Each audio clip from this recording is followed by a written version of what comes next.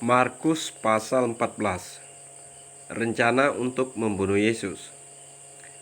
Hari Raya Paskah dan Hari Raya Roti Tidak Beragi akan mulai 2 hari lagi. Imam-imam kepala dan ahli-ahli Taurat mencari jalan untuk menangkap dan membunuh Yesus dengan tipu muslihat. Sebab mereka berkata, "Jangan pada waktu perayaan supaya jangan timbul keributan di antara mereka, di antara rakyat." Ketika Yesus berada di Betania, di rumah Simon si Kusta, dan sedang duduk makan, datanglah seorang perempuan membawa suatu buli-buli pualam berisi minyak narwastu murni yang mahal harganya. Setelah dipecahnya leher buli-buli itu, dicurahkannya minyak itu ke atas kepala Yesus. Dan orang yang menjadi gusar dan berkata seorang kepada yang lain, "Untuk apa pemborosan minyak narwastu ini? Sebab minyak ini dapat dijual 300 dinar lebih dan uangnya dapat diberikan kepada orang-orang miskin." Lalu mereka memarahi perempuan itu. Tetapi Yesus berkata, "Biarkanlah dia, mengapa kamu menyusahkan dia? Ia telah melakukan suatu perbuatan yang baik kepadaku. Karena orang-orang miskin selalu ada padamu, dan kamu dapat menolong mereka bila mana kamu menghendakinya, tetapi aku tidak akan selalu bersama-sama kamu." Ia telah melakukan apa yang dapat dilakukannya. Tubuhku telah diminyakinya sebagai persiapan untuk penguburanku. Aku berkata kepadamu, sesungguhnya di mana saja Injil diberitakan di seluruh dunia, apa yang dilakukannya ini akan disebut juga untuk mengingat dia. Lalu pergilah Yudas Iskariot, salah seorang dari ke-12 murid itu, kepada imam-imam kepala dengan maksud untuk menyerahkan Yesus kepada mereka. Mereka sangat gembira waktu mendengarnya, dan mereka berjanji akan memberikan uang kepadanya. Kemudian ia mencari kesempatan yang baik untuk menyerahkan Yesus. Pada hari pertama hari perayaan Roti Tidak Beragi, pada waktu orang menyembelih domba Paskah, murid-murid Yesus berkata kepadanya, "Ke tempat manakah engkau kehendaki kami pergi untuk mempersiapkan perjamuan Paskah bagimu?" Lalu ia menyuruh 2 orang muridnya dengan pesan, "Pergilah ke kota, di sana kamu akan bertemu dengan seorang yang membawa kendi berisi air, ikutilah dia.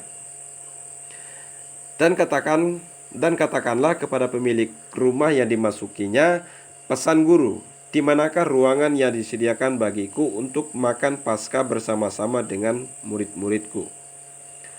Lalu orang itu akan menunjukkan kamu sebuah ruangan atas yang besar, yang sudah lengkap dan tersedia. Disitulah kamu harus mempersiapkan perjamuan Paskah untuk kita." Maka berangkatlah kedua murid itu, dan setibanya di kota, didapati mereka semua seperti yang dikatakan Yesus kepada mereka.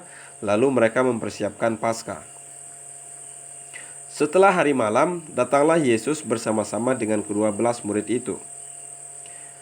Ketika mereka duduk di situ dan sedang makan, Yesus berkata, "Aku berkata kepadamu, sesungguhnya seorang di antara kamu akan menyerahkan aku, yaitu dia yang makan dengan aku." Maka sedihlah hati mereka, dan seorang demi seorang berkata kepadanya, "Bukan aku, ya Tuhan." Ia menjawab, "Orang ini ialah salah seorang dari kamu yang 12 ini. Dia yang mencelupkan roti ke dalam satu pinggan dengan aku. Anak manusia memang akan pergi sesuai dengan yang tertulis tentang dia, akan tetapi celakalah orang yang olehnya anak manusia itu diserahkan. Adalah lebih baik bagi orang itu sekiranya ia tidak dilahirkan." Dan ketika Yesus dan murid-muridnya sedang makan, Yesus mengambil roti, mengucap berkat, memecah-mecahnya, lalu memberikannya kepada mereka dan berkata, "Ambillah, inilah tubuhku."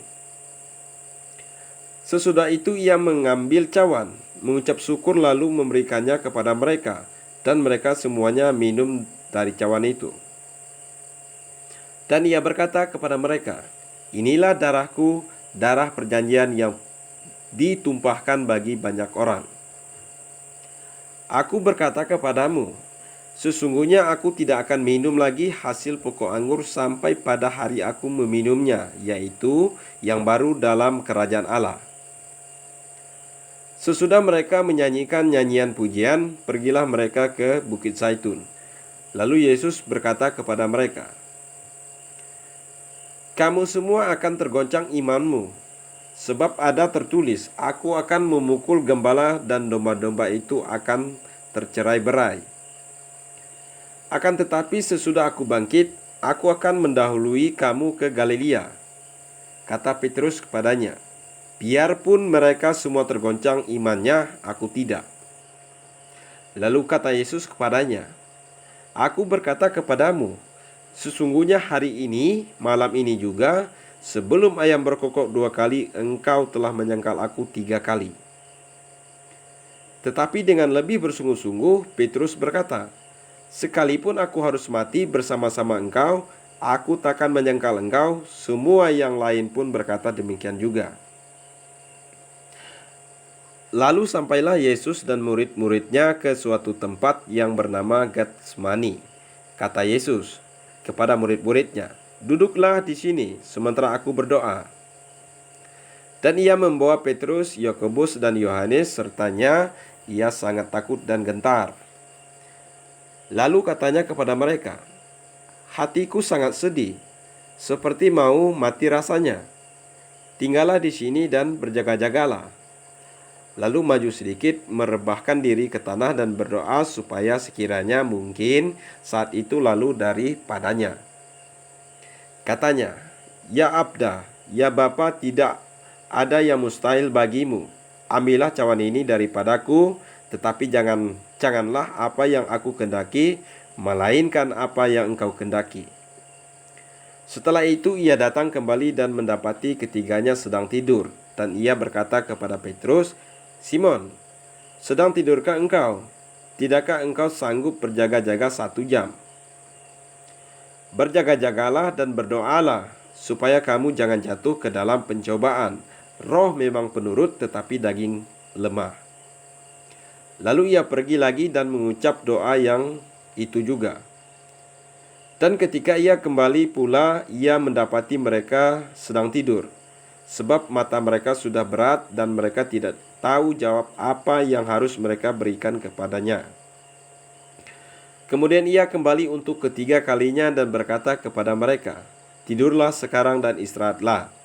Cukuplah, saatnya sudah tiba. Lihat, Anak Manusia diserahkan ke tangan orang-orang berdosa. Bangunlah, marilah kita pergi, dia yang menyerahkan aku sudah dekat."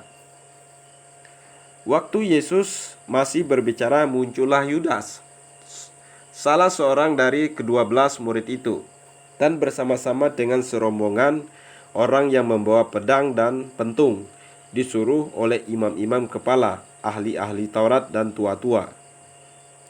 Orang yang menyerahkan dia telah memberitahukan tanda ini kepada mereka. "Orang yang akan kucium, itulah dia. Tangkaplah dia dan bawalah dia dengan selamat." Dan ketika ia sampai di situ, ia segera maju mendapatkan Yesus dan berkata, "Rabi," lalu mencium dia. Maka mereka memegang Yesus dan menangkapnya. Salah seorang dari mereka yang ada di situ menghunus pedangnya lalu menetapkannya kepada hamba imam besar sehingga putus telinganya. Kata Yesus kepada mereka, "Sangkamu aku ini penyamun, maka kamu datang lengkap dengan pedang dan pentung untuk menangkap aku. Padahal tiap-tiap hari aku ada di tengah-tengah kamu, mengajar di bait Allah, dan kamu tidak menangkap aku. Tetapi haruslah digenapi yang tertulis dalam kitab suci." Lalu semua murid itu meninggalkan dia dan melarikan diri.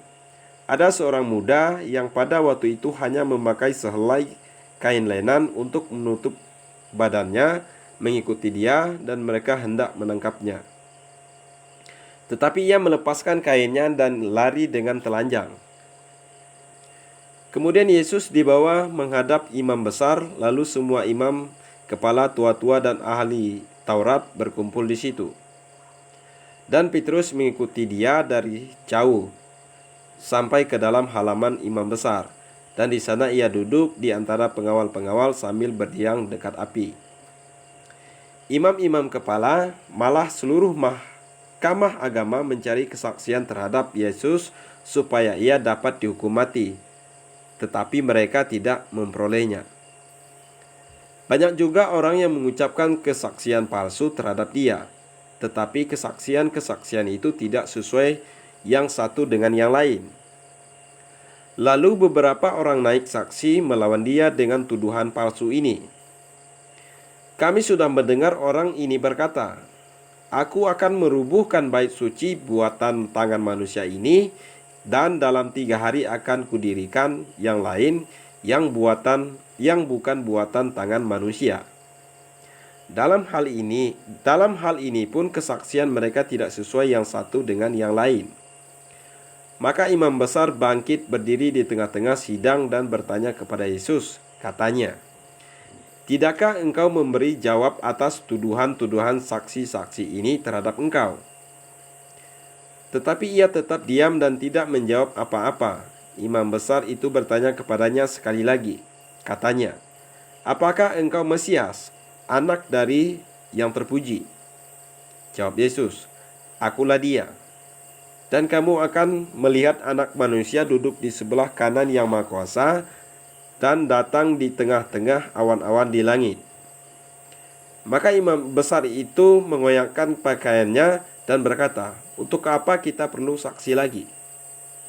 Kamu sudah mendengar hujatnya terhadap Allah.